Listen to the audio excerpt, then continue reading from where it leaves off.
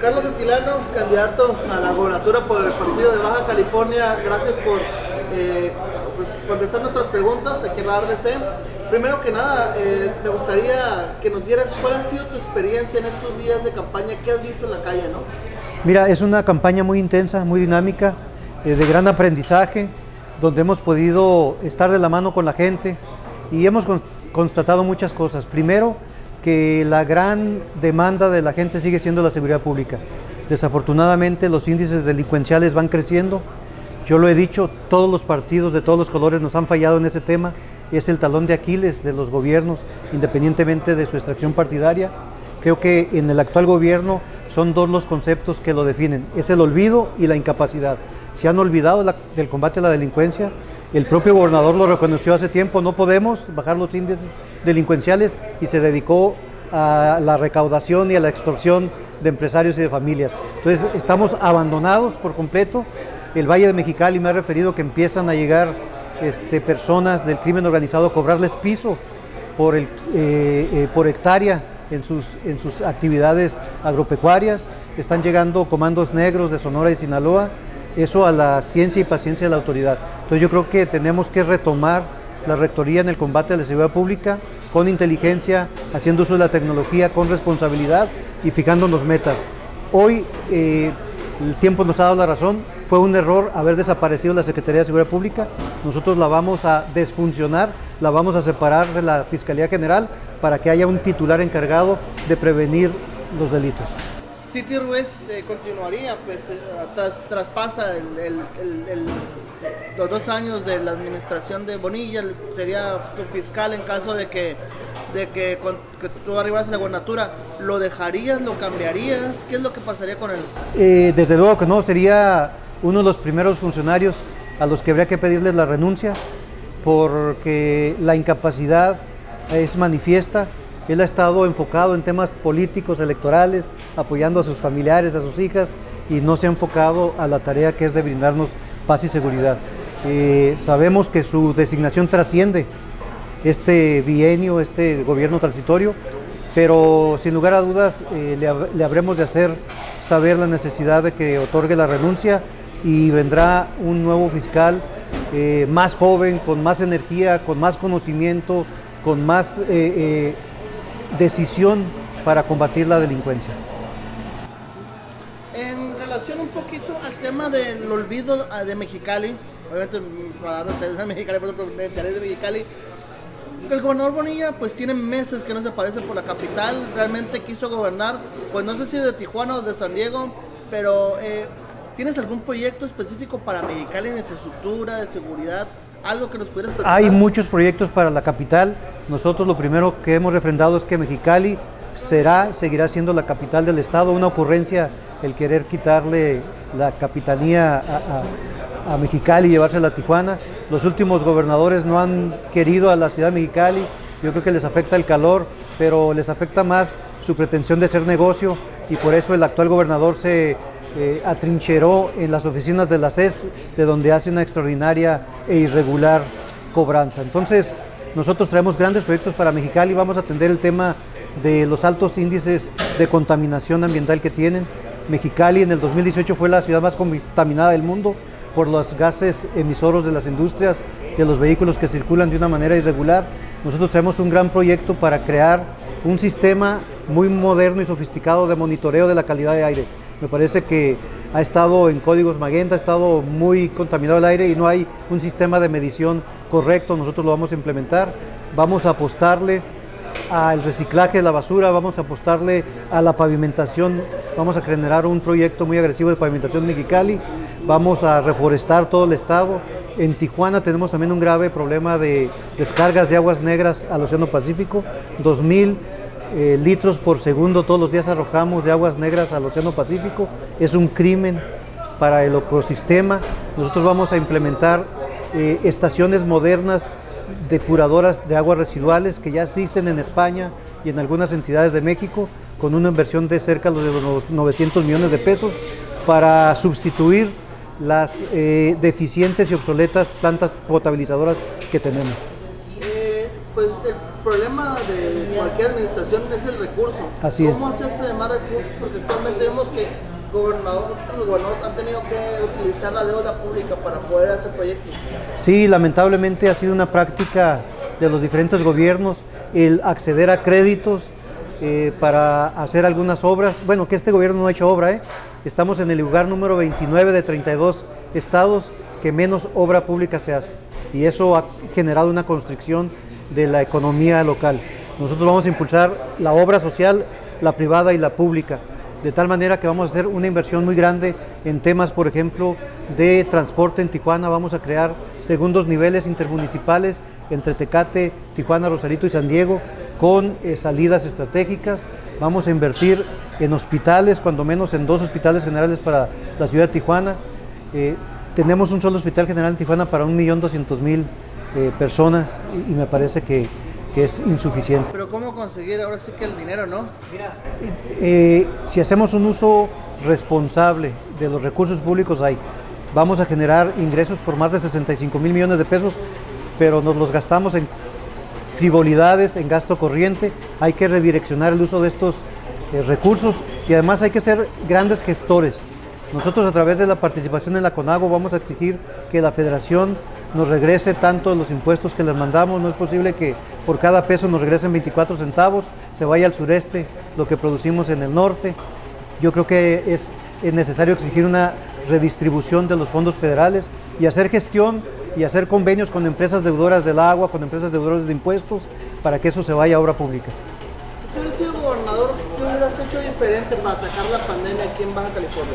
Muchas cosas. Yo creo que este gobierno falló en 2 aspectos. En la prevención del COVID, no hubo protocolos debidos para la sana distancia, no se cerró la garita de Estados Unidos, ellos sí nos la cerraron, nosotros no. El 4 de julio, Halloween, permitimos el aglomeramiento de la gente y estamos fallando hoy en el proceso de vacunación. No es posible que llevemos el 10% de vacunación a la población cuando en Estados Unidos se han aplicado 200 millones de vacunas. Creo que nos han estado dando a cuentagotas y de manera perversa electoral, dándosele un uso político electoral a la vacunación, cuando nosotros entendemos y estamos conscientes que la salud es un derecho humano. La vacunación para la inmunización es un derecho humano y como gobierno lo hubiéramos hecho completamente diferente. Hubiéramos atendido de mejor manera a nuestro personal médico y enfermero, que este gobernador le dijo están cayendo como moscas en un acto de insensibilidad. Nosotros vamos a apoyar a estas personas, a estos profesionistas que están en la primera línea de batalla. No es posible que no se le entreguen sus sueldos a tiempo y que los sueldos tampoco sean acordes al trabajo y al riesgo que están asumiendo. Porque incluso vacunaron a gente que estaba en los cerezos, que digo, finalmente hay mucha gente que ha criticado esa acción, ¿no? Que se vacunara primero a internos que a otros grupos, por ejemplo, médicos privados o policías. Sí, yo he tenido reuniones con médicos privados y nos han hecho ver su molestia porque no les dan la vacuna ni les dan la oportunidad de adquirirla cuando ellos tienen las posibilidades económicas para hacerlo. Entonces, repito, se ha lucrado política, económica y electoralmente con este tema de las vacunas. Se ha descuidado el sector privado que también ha sido muy afectado por este tema. Y nosotros hubiéramos hecho muchas medidas diferentes para consolidar una mejor salud. Baja California sigue siendo uno de los estados que presentan mayor obesidad infantil, mayor obesidad de las personas mayores. No ejercitamos, no hacemos deporte, no hacemos medidas preventivas, porque es lo más importante, apostarle a las medidas preventivas que a los medicamentos y a la hospitalización, que nos sale más costoso. No, candidato, hay una especie de enamoramiento diagonal obsesión con Morena. La gente obviamente está harta de lo que es el PAN y el PRI por todo lo que ha pasado y venden la mente a Morena sobre todo por el efecto de López Obrador. Pues, ¿cómo hacerle entender a la gente, cómo enseñarle, decirle, bueno, hay más opciones en el caso del partido de Baja California y si voten por nosotros, volteen a vernos? O sea, ¿es fácil? ¿Ha encontrado que sea fácil en la campaña eso? Mira, es un tema muy interesante el que comentas. Yo creo que es un tema de autoengaño. Morena y los de Morena y la gente que apoya a Morena saben que les crearon el concepto de la mafia del poder del PRI y el PAN, los metieron en una misma bolsa, pero el Morena se ha nutrido de los priistas y los panistas, los tienen en casa y a lo mejor a los más perversos, ¿no? Este gobierno esencialmente de Bonilla es priista, un secretario general de priista, un gobernador priista, un secretario de economía priista y otros panistas que están ahí.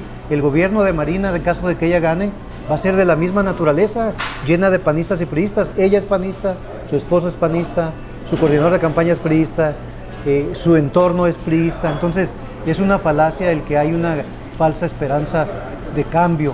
Yo creo que hoy la gente está volteando a ver a los perfiles de cada uno de los candidatos al margen de los partidos que enarbolan. Entonces esa es la gran virtud de nuestra candidatura. Somos el único y auténtico candidato ciudadano que no tiene compromisos ni siquiera con el partido de Baja California que me ha dado el registro. Los candidatos a presidentes municipales y a diputados son ajenos a mí, yo no los impuse, y eso es una garantía para el electorado de que vamos a actuar con independencia, con autonomía y buscando lo mejor para la ciudadanía, y no estamos sometidos a ningún personaje político ni a ningún partido. Entonces vamos a romper con el esquema del status quo del sistema político estatal. Carlos, para ti, ¿quién ha gobernado peor?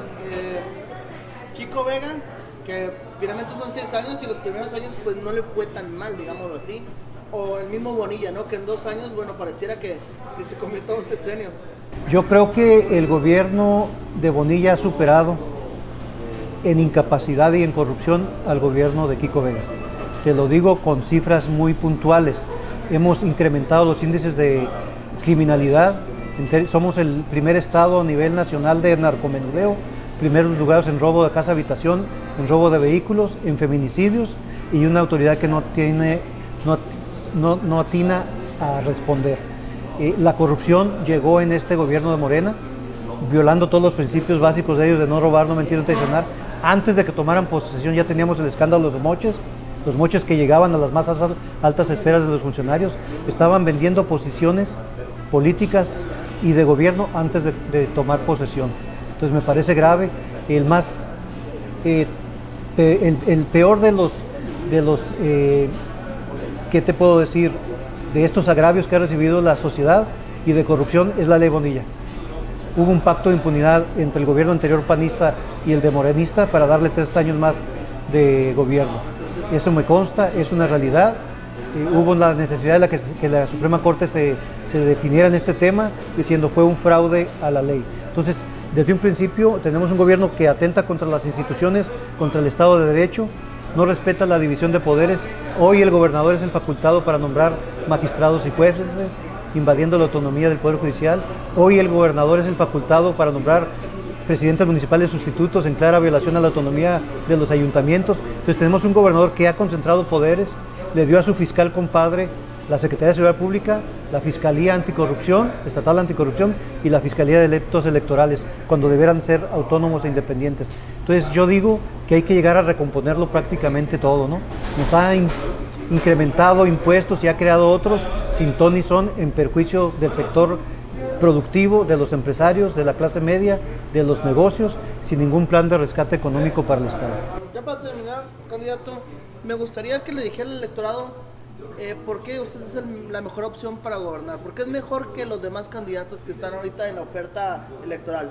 Por muchas razones. La primera de ellas es que soy un candidato independiente, auténticamente ciudadano, que no trae compromisos con ningún grupo, con ningún personaje, con ningún partido. Eso lo pueden ver en mis antecedentes. Soy un activista, un luchador social, pues más de 30 años. Nunca he recibido un peso del erario público.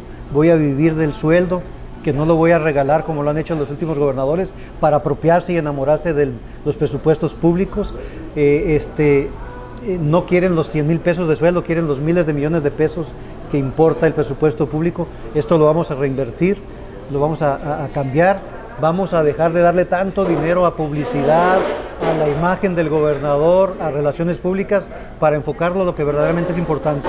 Mejores sueldos para policías, para ministeriales, para jueces, para maestros, puntual pago al sector salud, y vamos a dejar de lado las frivolidades de que todo gobernante quiere ser popular y mantener un nivel de aceptación que no corresponde a los hechos que están llevando como gobierno. Nos hace falta ya a los bajacalifornianos un buen gobierno, y un gobierno que rompa con los esquemas de complicidad que existen entre el crimen organizado, autoridades, empresarios y políticos que hacen negocio a partir de las instancias de gobierno. Nosotros vamos a romper con este esquema, con un gobierno de ciudadanos que va a trabajar para los ciudadanos.